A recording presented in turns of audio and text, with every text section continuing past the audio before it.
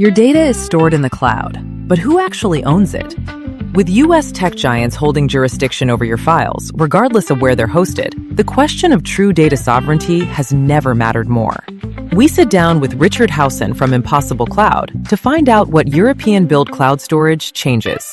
Let's dive into the conversation. Hi, I'm Ray Quattromini from Fortuna Data.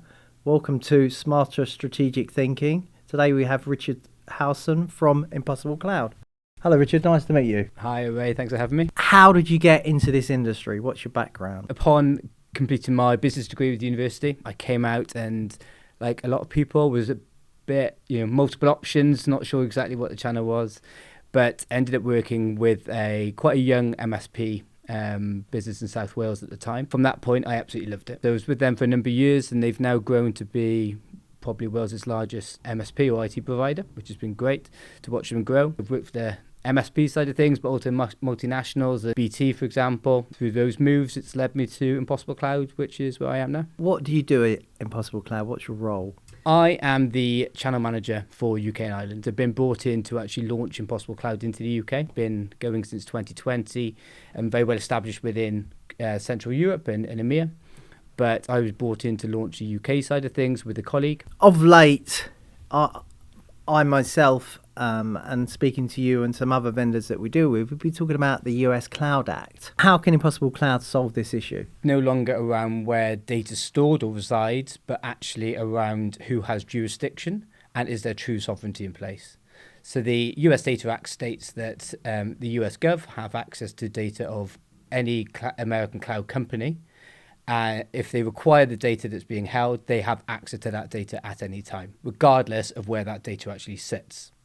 So by being a European-based company, storing data and retaining data within different geo-regions, so let's say the UK, we are not applicable to that act, so we negate the impact of the US Data Act, and we can provide true data sovereignty from that perspective. How we can do that is we can guarantee where data is stored.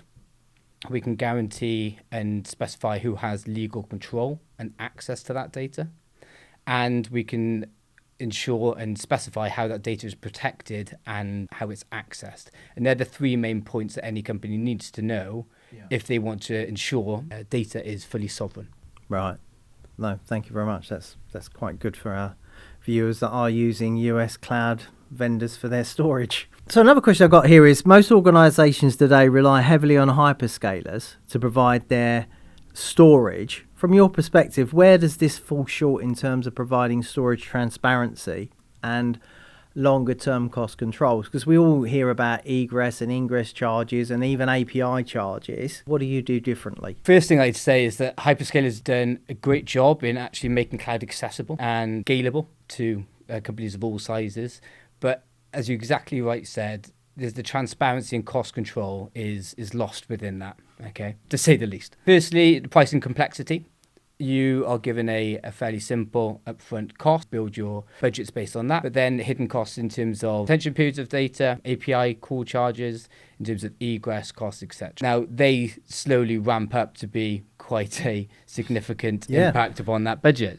And it's that pricing complexity where it's very hard to actually understand what those prices or budgets are going to be because of how complex it's made. Secondly is the lack of cost predictability at scale. So everything we just mentioned is amplified as the storage set gets bigger. It makes it very difficult. And the transparency of role and ownership. So again, we spoke about the US Data Act. Who has ownership and access to that data is very important as well from a transparency point of view. I've actually spoken to a number of companies where they've employed dedicated teams or employees simply to understand and manage cloud costs. And that was their sole job. And I think that blows my mind that you're having to employ departments to do that. What we do at Impossible Cloud is make things as easily adoptable and transparent as possible. So we operate a simple price per terabyte model with 0 API call charges, 0 egress fees, and 0 retention period on data. What that means is that the price that is agreed and put forward is the price that will be paid further down the line. Now,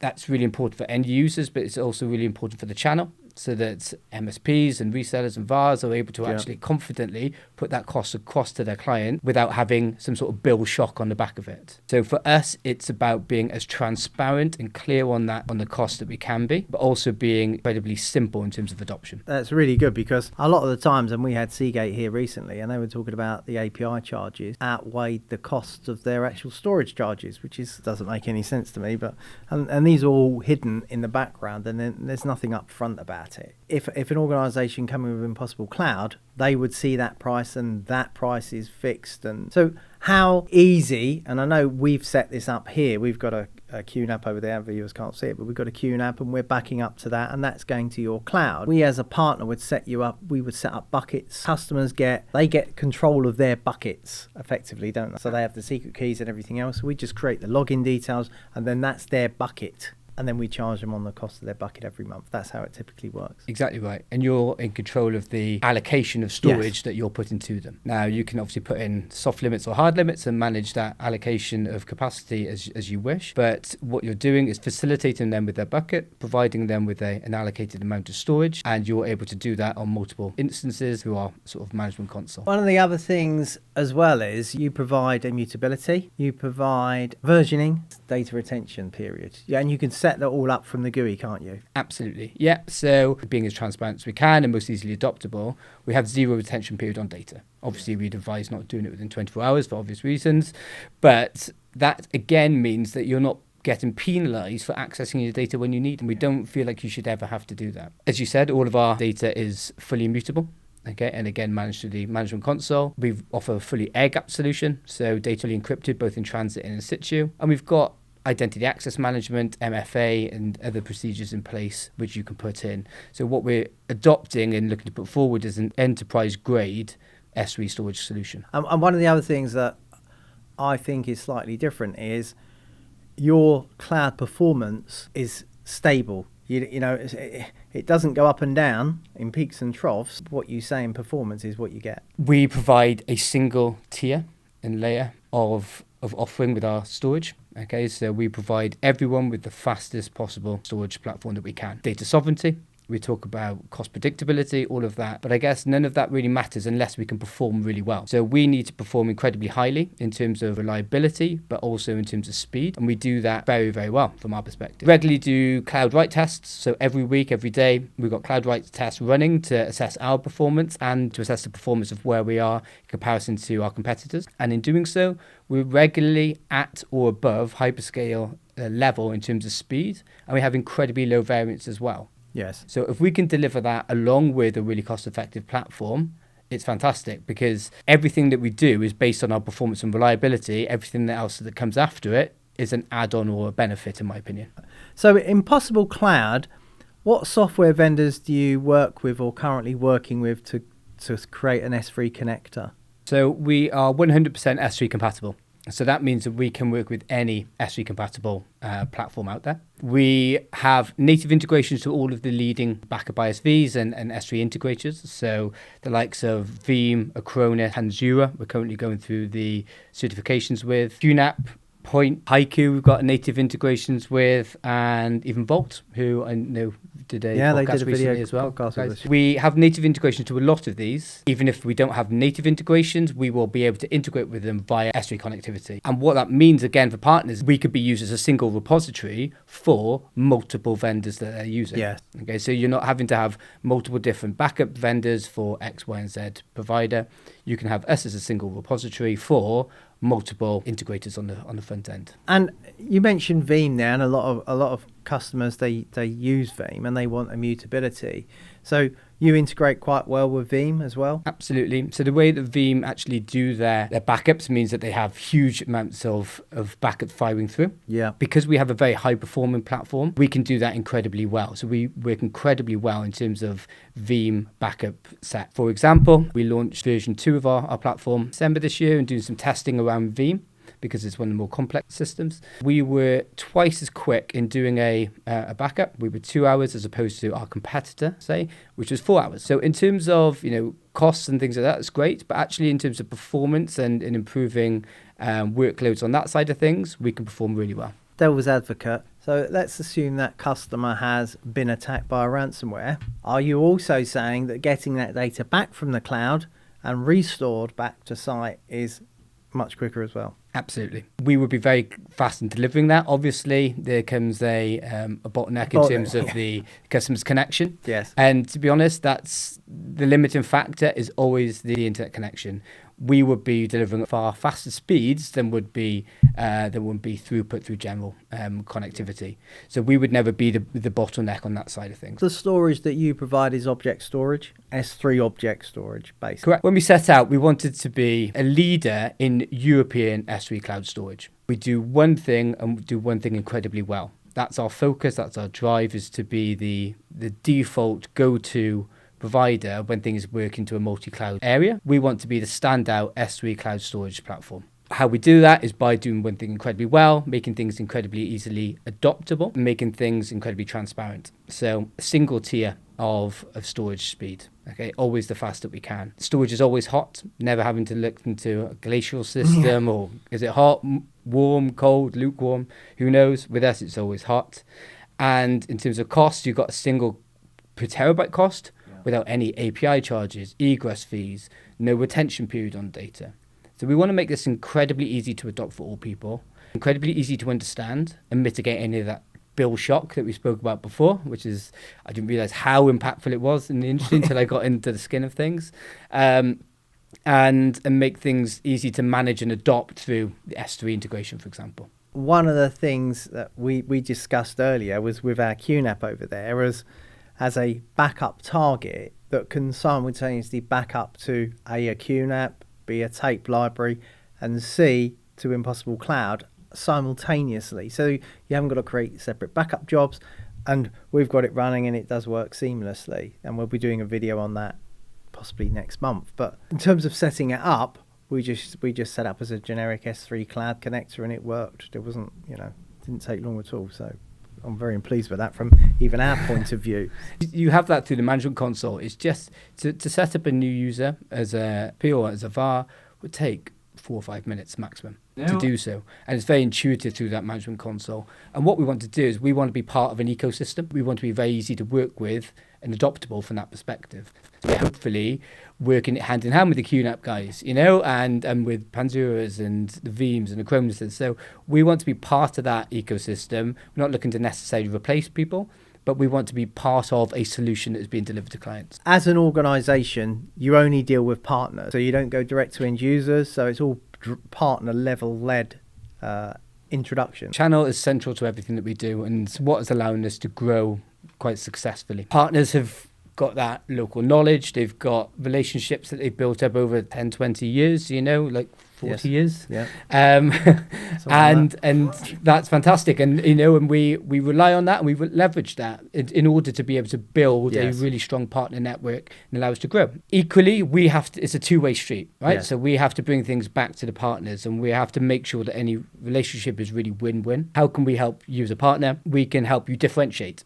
Okay, being able to provide a truly UK sovereign or European sovereign cloud solution. We can help partners maintain and expand margins and revenues, but equally provide you with a platform that is really stable, really reliable, really easy to use. And that's where we see this two-way channel benefit, I guess. It's not so much about hosting applications, it's more about storing the data. So there's a lot of data out there that sits on pools of storage, is in different cloud vendors. And part of the problem, I've heard this story more than once, is we may be with Azure, for example, and all our data's in there, but it's very hard for them. So let's say they were with Azure for their hosting and they want to go to AWS for their hosting. It's very hard for them to take that data out, move it to somewhere else. Whereas because you're cloud storage agnostic, you could just change the pointers and you haven't got to move any data. This is one thing that really does grind on me, I guess, really, is that almost that silent lock-in that comes from a hyperscaler model. Yeah, I find it really frustrating because what we aim to do, especially, if you look into the UK and EU data app, what platforms and swap storage providers. Seamless. Incredibly high egress fees, okay, and complexity of doing migrations makes it a huge stumbling block to doing so. And incredibly time consuming. What we're doing is saying that, right, there's going to be no egress fees on that. So you've got issues in terms of cost in moving away. We are 100% S3 compatible. So it means that you can move to any S3 compatible platform as well. So you're not necessarily tied in from that perspective. Equally, you can work with any S3 compatible platform.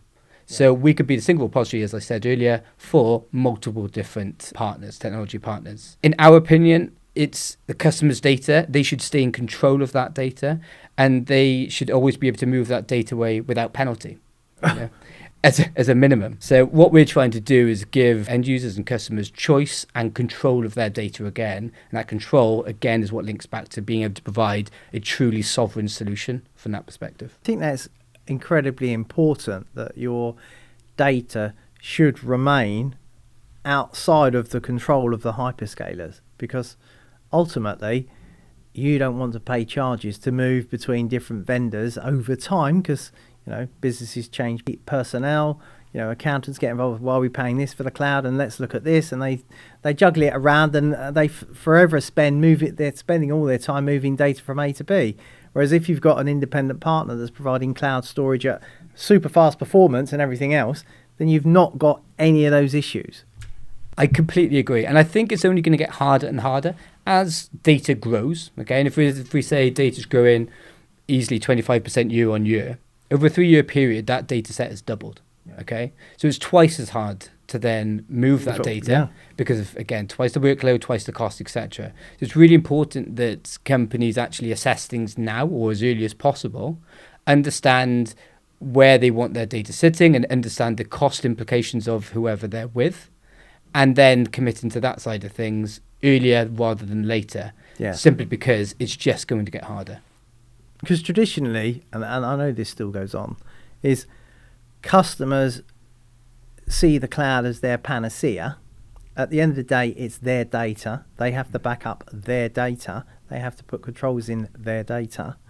But one of the things that I've actually seen quite often is people will just take a pool of storage, not understanding what it is, and just dump it to the cloud. But they don't know what they put in the cloud, or they may know some of it that they put in the cloud, but John left 2 years ago and Bob left 5 years ago, and etc., and all that data's in the cloud, but they don't actually know what they're storing in the cloud. So part of the thing that we're increasingly doing as a business is we're trying to classify data before it leaves the premises, so that organizations could put it in that bucket, in that bucket, in that bucket, and then they know exactly what it is. Because data has a lifespan, depending on what industry you're in.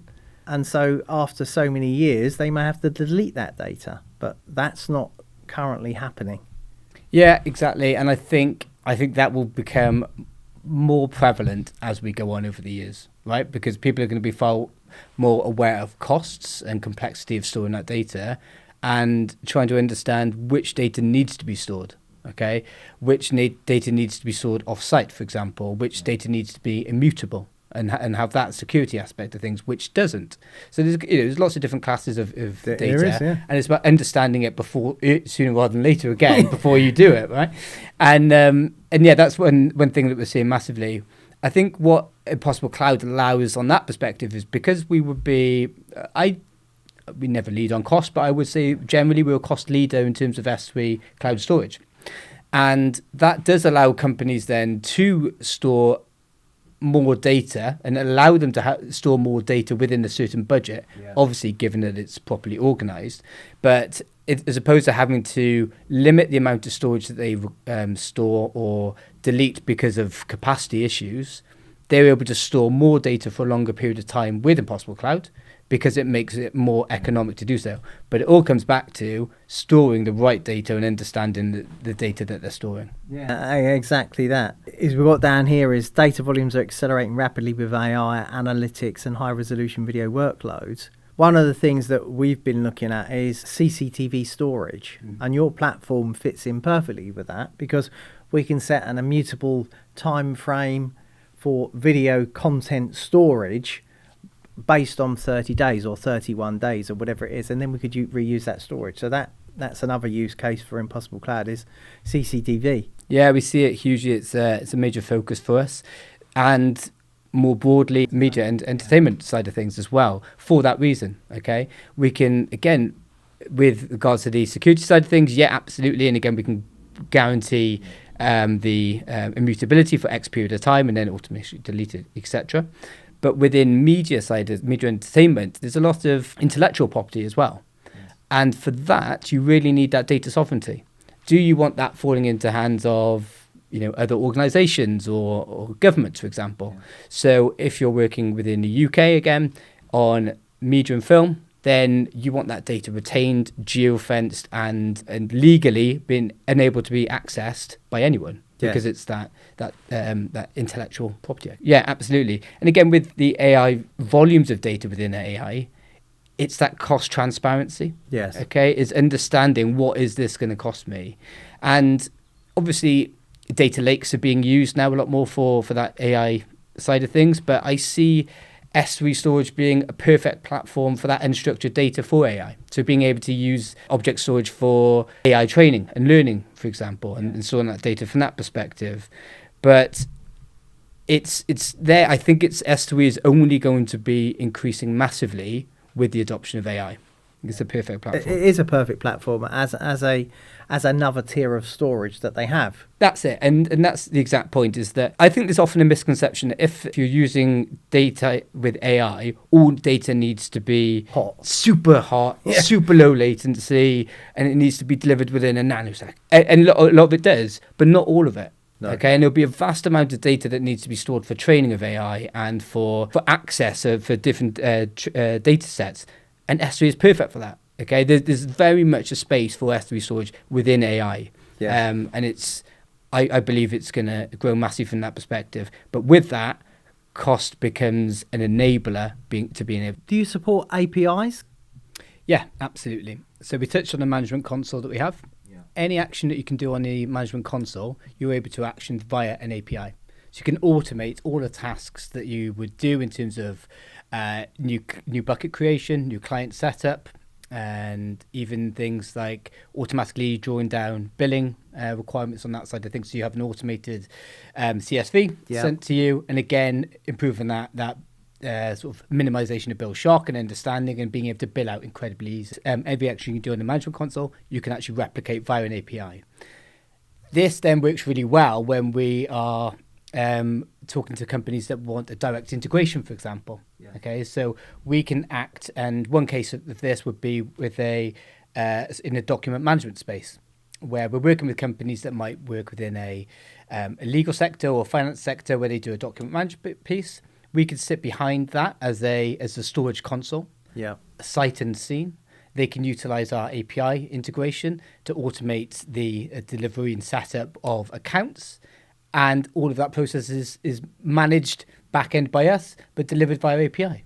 So it's incredibly useful. And there's other aspects around, even white labeling, being able to integrate the API functions with white label solution for clients as well. If they wanted to have Joe Bloggs object storage, then they're able to actually deliver that with their own branding. Okay, us as the back end, and then automate everything that they need to for setup and what have you, and management via API.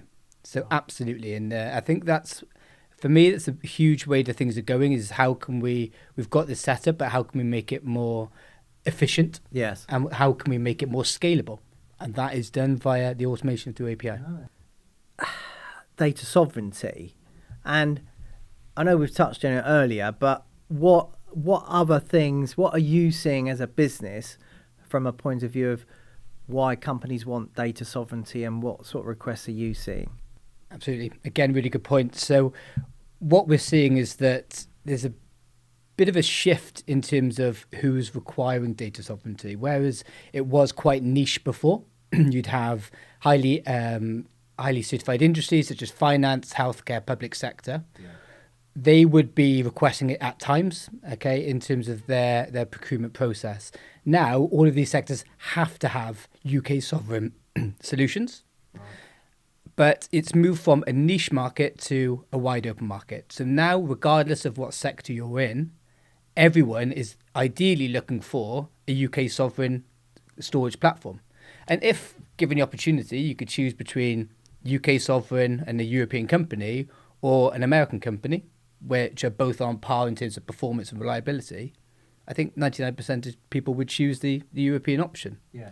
And that's what we're getting to now. We are a genuine option in the face of a hyperscaler American option from that perspective. So what we're seeing is that whereas it was niche for those highly compliant industries, it's now every industry is changing how they actually adopt more sovereign products throughout their stack, not just data storage. What we're also seeing is that when it comes to tenders, they're now specifying on tenders, particularly in the public sector, that UK data sovereignty is a must for their cloud storage. Yeah. Okay. And in order to fully prove that, you have to guarantee where that data sits, prove who has access or legislation over that data, and how that data is managed and accessed going forward. Right. In short, because of the US Data Act that we spoke about earlier, we are negating that by being a fully European company, being able to store data within the UK and geofence that data within the UK. If you're using an American company, again, let's just say a hyperscaler, AWS, you won't get that full UK data sovereignty. It will just be data residency, which doesn't tick that box. Right. And are you saying also that C-level management watching this video would also tick that box as well? Absolutely. And it's safeguards from their perspective. They're making a decision and they're able to choose a UK sovereign solution. They have done their due diligence in terms of their back-end process. But equally, it helps their supply chain as well. Okay, if they're being able to provide a UK sovereign solution which mitigates the impact of other people accessing their data, they're securing their future supply chain from that side of things as well.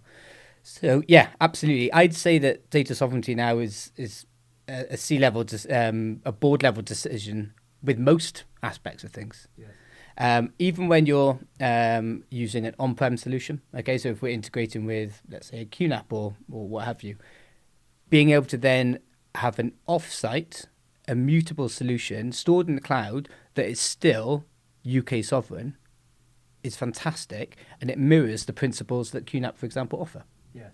So we're able to replicate that and enhance the delivery of other vendors, for example. Looking ahead 5 years from now, where do you see the cloud storage landscape, and where do you see Impossible Cloud in 5 years from now? But we were talking about you're going to merge platforms, and we were talking about the GUIs and the interfaces, so that's all in development, isn't it? Yeah, absolutely. So improving our user interface to make things incredibly easy adoptable, again, for end users as well as partners. Okay, so merging our management console with our storage console, so making improvements that way.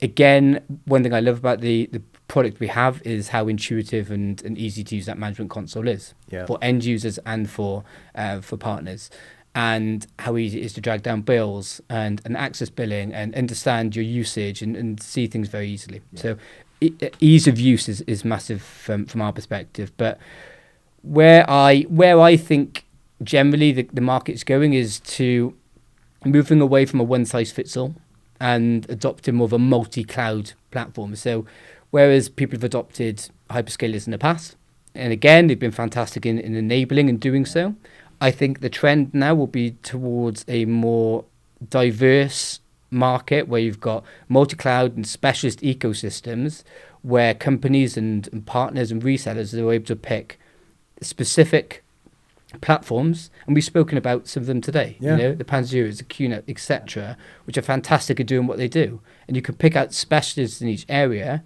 to build the cloud ecosystem that you want. Yes. And where I would love to see Impossible Cloud, and the dream for Impossible Cloud for me, is to become the go-to object storage layer within that multi-cloud environment. Okay, being able to deliver on sovereignty, being able to deliver on performance, being able to deliver on a really economic cost to enable different projects, and to make that incredibly easily adoptable and transparent from that perspective. So that's where I see things going. I do think as well, in general, cost transparency over the next 5 years is going to be massive as well.